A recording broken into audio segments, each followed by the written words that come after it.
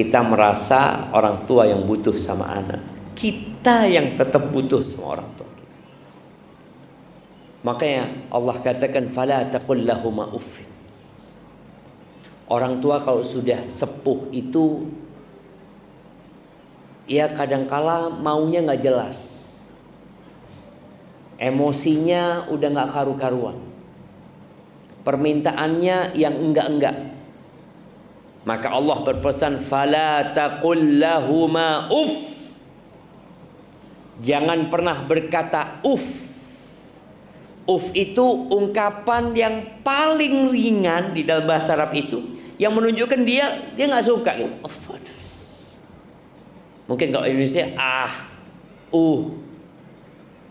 itu jangan berkata itu kepada orang tua. Wala tanharhuma. Jangan pernah menghardik keduanya.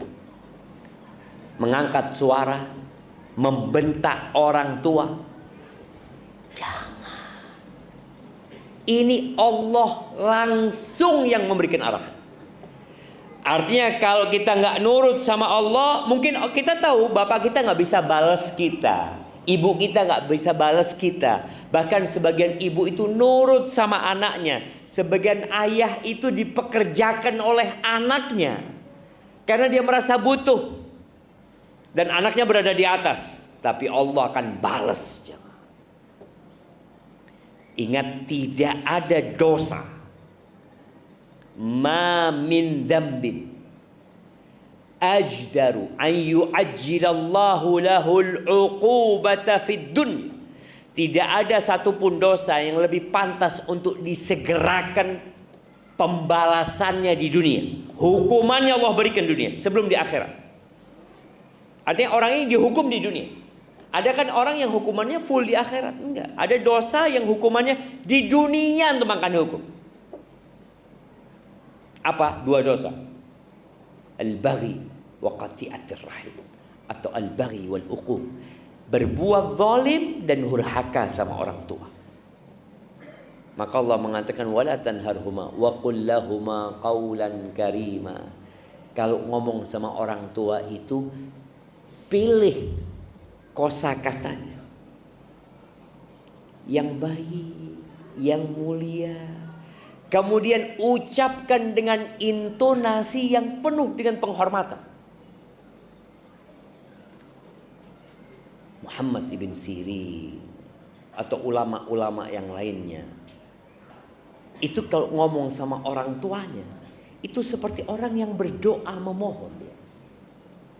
Dari pelannya suaranya, dia benar-benar nggak angkat suaranya atas orang tua.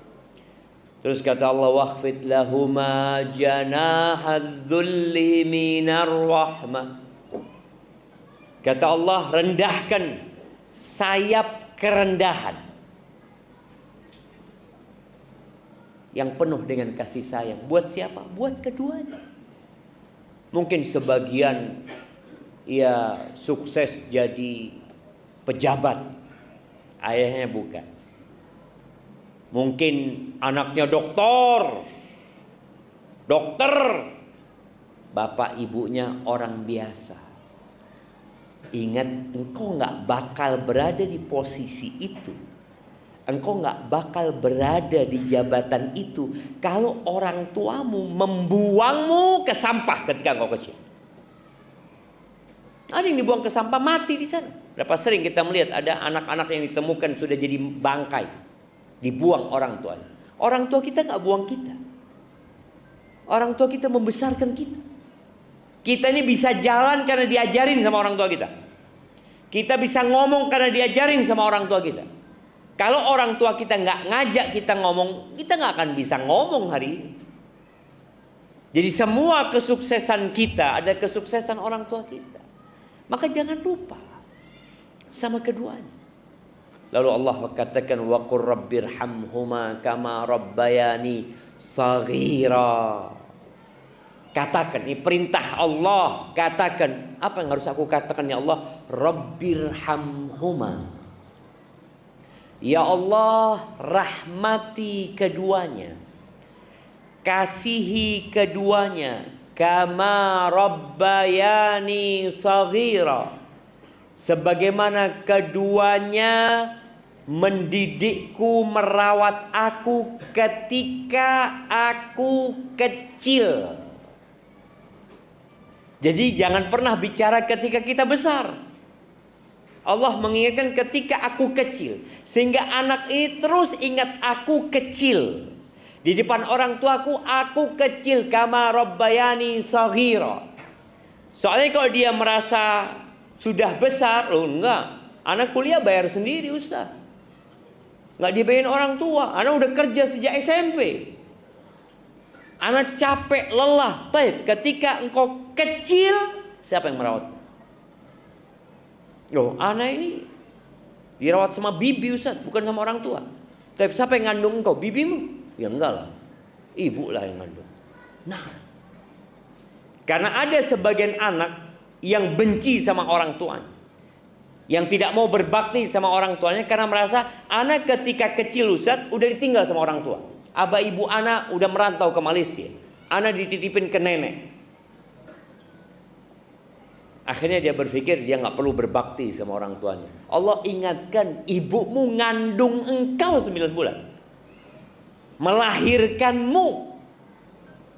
Hamalathu kurhan wa wada'athu kurhan.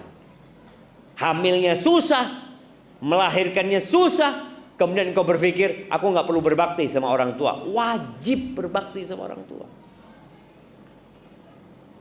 Rabbukum a'lamu bima fi nufusikum. Allah lebih tahu loh dengan apa yang berada di diri kalian. Jangan simpan kebencian kepada orang tua. Ustaz, orang tua anak pilih kasih Ustaz. Orang tua anak, ya gimana ya, dia zalim sama anak Ustaz. Kita itu ingat dengan keburukan orang tua, Allah mengingatkan kita dengan kebaikan orang tua. Jamaah rahimakumullah. Kalau orang tua kita soleh, kita wajib berbakti, jelas. Tapi kalau orang tua kita nggak soleh, orang tua kita jahat, kita wajib berbakti tidak? Wajib kan? Baik. Kalau orang tua kita kafir, musyrik, kita wajib berbakti tidak? Kalau orang tua kita nyuruh kita melakukan kesyirikan, kita wajib berbakti tidak? Bismillah.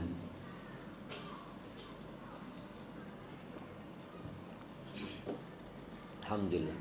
Kalau orang tua kita kafir, musyrik, dan memerintahkan kita untuk melakukan kesyirikan, kita wajib berbakti atau tidak?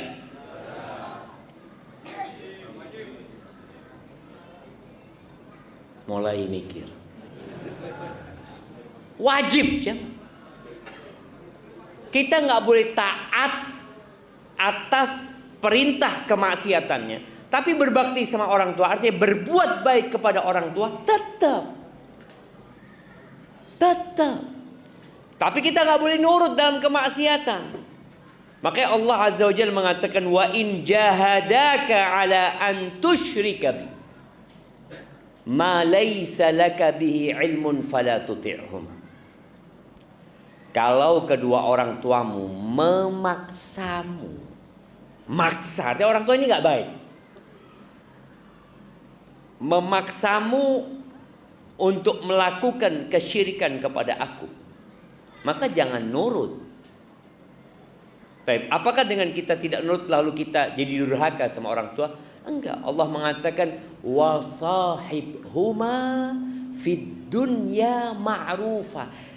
Dampingi sohib, jangan ditinggal orang tuanya. Dampingin orang tuanya dengan cara yang ma'ruf, dengan cara yang baik. Di sini kadang-kadang sebagian kita merasa nggak pantas anak berbakti sama orang tua yang kayak gitu, sudah zalim kayak gitu, jahat dia Ustaz. Loh, adakah kejahatan yang lebih tinggi daripada kesyirikan? Nggak ada.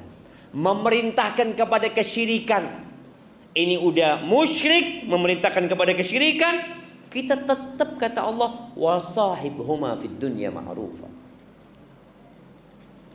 Pernah dulu ada seorang dari Tustar. Tustar itu daerah Iran sana. Iran atau Irak deh.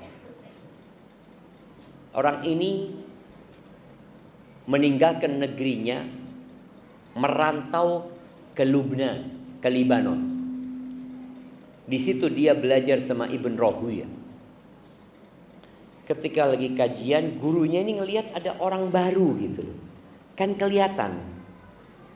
Pendatang itu sama yang biasa ngaji kelihatan. Ditanya sama gurunya selesai pengajian, engkau dari mana? Oh, aku dari Tustar, kata dia. Ditanya, orang tuamu Muslim? Enggak. Majusi. Orang tuanya masih Majusi. Kata gurunya, engkau pulang saja. Bayangin, baru nyampe disuruh pulang. Engkau pulang aja. Siapa tahu orang tuamu masuk Islam lewat dirimu. Kan berapa banyak anak yang berpisah sama orang tuanya, lalu dia mengeluhkan orang tuanya. Orang tuanya itu, ya Allah Ustaz, kelakuannya masih belum benar, kadang kala sholat, kadang kala enggak, ya. Ada banyaklah kesalahan orang tua. Nih anak di Jakarta, orang tuanya di sini. Ketemu orang tua, ya mungkin setahun sekali. Ya gimana dia bisa berbakti sama orang tuanya? Maka Ibn Rahuya mengatakan, kau pulang. Siapa tahu orang tua masuk Islam lewat engkau. Pulang akhirnya. Yang rencana menuntut ilmu pulang. Berangkatlah ke Tustar. Sampai sana orang tuanya sakit, bapaknya sakit. Akhirnya sama anaknya dirawat di bapaknya. Nggak ada ya agama yang memerintahkan berbakti kepada orang tua seperti agama Islam. Ini anak merawat orang tuanya sampai orang tuanya heran sama anaknya. Bapaknya ditanya, nak, agamamu apa sih, nak? Artinya anaknya berbeda, tidak seperti orang lain. Maka di sini antum-antum yang udah ngaji, yang udah belajar, yang udah ngerti, tunjukkan kepada orang tua kita kebaktian kita lewat akhlak. Bukan lewat nasihat-nasihat aja, lewat akhlak tunjukkan. Ini sang bapak heran sama akhlak anaknya. Kok mau nih anak merawat bapaknya, meninggalkan keluarganya, ini itu. Terus anak ini ngomong, Islam ayah, agamaku ayah. Apa itu Islam, nak? Dijelaskan sama anak. Masuk Islam apa? Dapat berapa hari meninggal dunia. Bayangin, kalau anaknya tetap belajar di Libanon dan orang tuanya mati, dalam kondisi apa akan mati orang tuanya? Majusi. Di sini kadang-kala anak itu lupa kewajiban dia berbakti kepada orang tuanya. Maka sang guru mengingatkan. Muawiyah As-Sulami radhiyallahu taala anhu, dia berkata, "Ataitun Nabiyya sallallahu alaihi wasallam." Kajian kita berapa menit tadi? 1,5 jam. Ustadznya ngomong terus 1,5 jam. Kajian kita 1 jam. 30 menit tanya jawab. Jadi antum nanti yang mau tanya, fadhol. Udah berapa jam, man? Tinggal 3 menit lagi. Ini kata Muawiyah As-Sulami mengatakan, "Ataitun Nabiyya sallallahu alaihi wasallam." Aku pernah datang kepada Nabi SAW. Lalu dia mengatakan, "Ya Rasulullah, inni uridul jihad fi sabilillah." Wahai Rasulullah, aku ini datang ingin berjihad di jalan Allah.